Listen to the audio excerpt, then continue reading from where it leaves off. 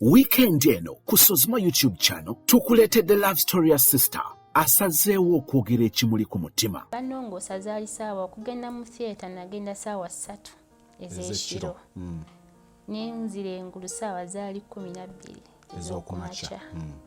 So mu period y'okunongoosa omwana teyawona ya passing on. Then nange obulamu bwange tebwali bwangu kuba abasawo baŋŋamba nti mu kunongoosa abo bagamba omukulu ye already tumuluzinze katutaasa ate omuto kyokka n'omuto gwe baali bataasa. Wait, mu kiseera ekyokulongoosa baali balaba nti gw'ofudde. Yes. Ne bagamba kabataase mwana. Kyokka ne gwe bataasa. Ogenda okuyingira theatre wali otegeera? Nali ntegeera naye nga ndaba obulamu nga butini. Oya. Nga ndaba obulamu butini era ekigambo kye nasembayo owulira nga ngenda mu theatre. Dokita n'agamba katugezeeko tulabe ekinaddirira. So bwe nzira engulu ne mbuuza omwana ne baŋŋamba tasobodde kukola ki kubona. So ne mbeerawo nga mmanyi okay kibaddewo naye am fine nkyasobola okumuvinga on n'obulamu bwange kasita omuntu waali taneegaanye. Naye ndaba nga nali nkirabyeko abakyala babalongoosa abaana ne bafa ne baddamu ne bazaala so nakitwala nga kiri so simple. Then after like emyezi nga3 ntandika owulira pain mu lubuto lwange. Kubira dokita eyannongoosa mugamba naye nga mpulira nnyo pain mu lubuto nga ngenda mu periods zange. Nagamba okay ojja kujja twogeremu. Nina ne bye nali njagala okugamba bye tutaakugamba. Emugamba okay. Ne tufuna olunaku nengendayo. Wayise emyezi 3? 3. Yep. Nengendayo wa dokita. Nagendayo with my young sister. Naye dokita nangamba sister wo asigale emabega jangu wekka. Nangamba bwe twali tukulongoosa wafunamu problem family yo teyakugamba? Engano tewali yaŋŋamba. Nentya nnyo ne mubuuza dokita kiki buzibu ki nina obuzibu wajjemu n'abaana yange nangano gwa kyogera ekyo. Nangano lwaki kiwasooka okusika? Anti bwe yaŋŋa nti wafunamu obuzibu kye nasooka olowoozaako. Nenga kiki nangano singa nakugjamu n'abaana singa obadde togenda mu periods zo ne waliwo obuzibu. Ne yaŋŋamba bwe twali tukulongoosa wafunamu obuzibu oyinza obutasobola kuddamu kukola kiki kyagamba nti bwe twali tukulongoosa wafunamu obuzibu kubanga nze nsooka kubuuza buzibu ki? Era nange namubuuza nti buzibu ki?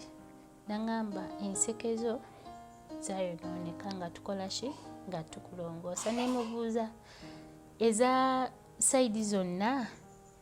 Nangamba yes. Nemugamba yi lwaki ate kyagenda ku nseke kuba saayina problemu ki mu nseke? Nangamba twakikola nga tutaasa obulamu bwo okulwanirira okutaasa obulamu bwo. Nemugamba dokita tekisoboka kino ekintu yandibadde last option okikola oba nga mubuuzizaako n'abazadde bange. Nagamba no twakikola olwedde era twali tumanyi n'okufa wakola ki wafudde. So it's a challenge I want to put before doctors. For confirming otya nti omuntu afudde. Is it by kutebereza or nzikiriza siri musawo nempulira nga siva buve mu bbanga kugamba nti omuntu afudde. Okay. So nangamba oyinza obutasobola kuddamu kukola ki? Oyinza omuntu bwagamba nti oyinza ekiringa ekiri half oyinza obutayinza. Nemugamba dokita tekirina like nti treatment nsobola ofuna treatment eno nensobola okuwona nenziramu nenzaala. Nangamba kijja takinga time. Nangamba abantu abamu bwe basala enseke ziddamu ne zikola ki ne zigatta. Abamu tekisoboka. Nempulira nga kimpisiza bubi. Nemubuuza nti wagambako ku boyfriend wange?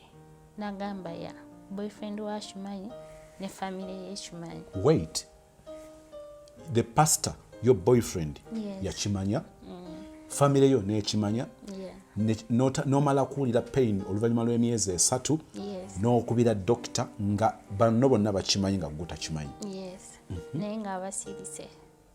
So nze bwe nvaawo nali nga njagala kulaba boyfriend wange agenda kyogerako atya. Byonna ku Saturday eno ku ssaawa 7 ogw'emisana so si ekiro ku Saturday essaawa 7 ez'emisana. Olwo ku Friday tukuleetedde love story eya sister amaze mu bufumbo emyaka 14 nga tazadde wadde omwana. Obulamu obwaddala we bwatandikira ku myaka 18 nga ndi naye. Nafuna olubuto nga nakamaleewo emyezi 3 ne luvaamu nga lwa myezi 3. Naye nakatuuka ewe nefuna olubuto ne luvaamu nga lwa myezi 3. Simanyi kyabaawo naye nazuuka buzukusi ku makya ng'olubuto lunnuma nnyo nga nvaamu n'omusaayi muyitirivu. Okuntuusa mu ddwaliro omusawo n'abagamba olubuto luvaamu eventually ne luvaamu. Okuva ku olwo okutuusa olwaleero siddanga mu kufuna ku lubuto. Emyaka 14 down the road. Olwaleero mwami Sozi nina emyaka 32.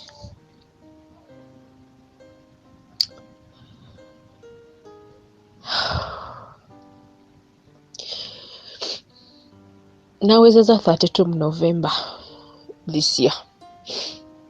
Siddanga mu kufuna lubuto era siddanga mu kuzaala. Obulumi bw'obufumbo obwo obw'okuyisibwa ng'ekyoku nsiko era ng'awulira abikooye. Mpulira ntendewaliddwa. Mpulira nga okuba wano bwe kunnema waakiri okwetta naye mpulira nkooye. Mpulira obulumi ku mutima. Mpulira ennaku. Mpulira bubi nnyo. Mpulira bubi. Mamusozi nkooye obufumbo. Nkooye okwagalwa oba okwagala. Ninga yaza omusango. Ninga yakola kyoba. Nigali emu kisenge n'ensaba n'enkaaba. Sinze mukazi omweraguze simanyi kweraguza. Naye obulumi bunzita. Obulumi bunzita. Mu show y'emu ku Friday eno tugenda kutunuulira ebikulu by'oteekeddwa okufaako ng'ogenda okuba mu mukwano n'omuntu abadde muganzi wa best friend wo. Byonna ku channel eno Sosmo. Ono omulenzi yali boyfriend wa mukwano gwo wa best friend wo ne baawukana. Kazi baayawukana batya? Enjawukana yaabwe ejja kukola kinene relationship yammwe n'okubeera successful oba obutabeera. Singa omuntu ono waliwo okwawukana ng'omuwala ono yali heartbroken nnyo nga ne mu bulamu bwe okuddamu obuzza okuwulira oba okulaba ku mulenzi oyo. Kakati otuuka mu mbeera omulenzi ono muli mu relationship ate n'ono mukwano gwo tomorrow or the other day bagenda kwegwamu. Kakati ogenda okwekanga nga gwe kenyini gwogenda kubeera ne metroni. Now I want you to imagine nga ono best friend wo kati ogenda okuwasa ogenda okufumbirwa yali bbaawe ate ng'ono alina kubeera metroni nga bwe mwakisalawo. Oba nali nkwaddeko scenario eri abantu abaweramu akamooli n'eddirisa. There is a situation of a person I faced myself sikunyumiza bye banyumiza nti nawulira biwulire ne victim yennyini. Omukyala yaleeta mukwano gwe best friend we n'abeera metroni we. Kati wabeera metroni we ne batambula obufumbo bwe ne butambula kati ate omusajja n'akwana metroni.